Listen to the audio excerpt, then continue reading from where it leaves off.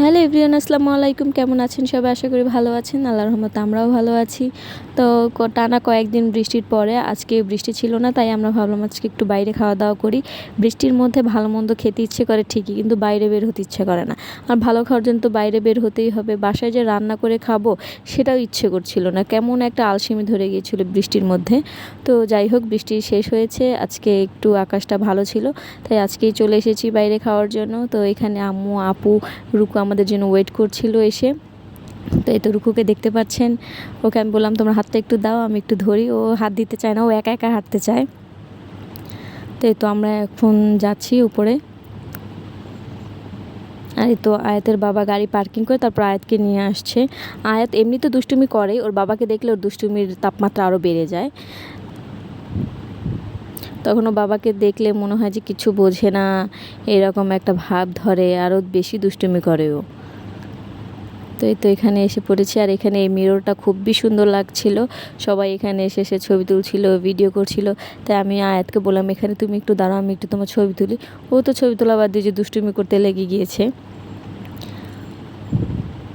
তো রুকু এখন আয়াতের পাশে দাঁড়িয়েছে। রুকু ভাবছে কি ব্যাপার, আমাকে এতগুলো দেখা যাচ্ছে কেন আয়নার মধ্যে।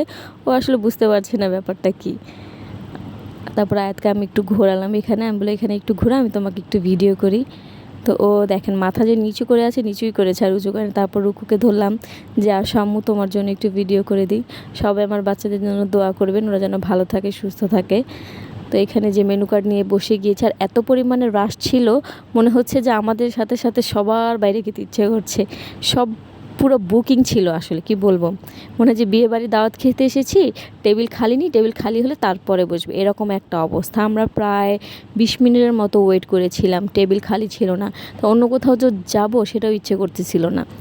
তো ভাবলাম এখানে একটু ওয়েট করি, এখানে ওয়েট করলেই একটু হয়ে যাবে। তো আমরা 20 মিনিটের মতো ওয়েট করার পরে আমরা খাবার পাই, টেবিল পাই অ্যাকচুয়ালি আর কি। টেবিল পেয়ে তারপর বসে খাবার দিতে টাইম লাগেনি, খাবারটা তাড়াতাড়ি চলে এসেছিলো।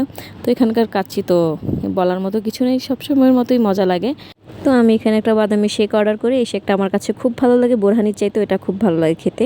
তো খাওয়া দাওয়া শেষ করে এই তো বাইরে চলে এসেছি, এখন একটু ঘোরাঘুরি করব, তারপর বাসায় চলে যাব।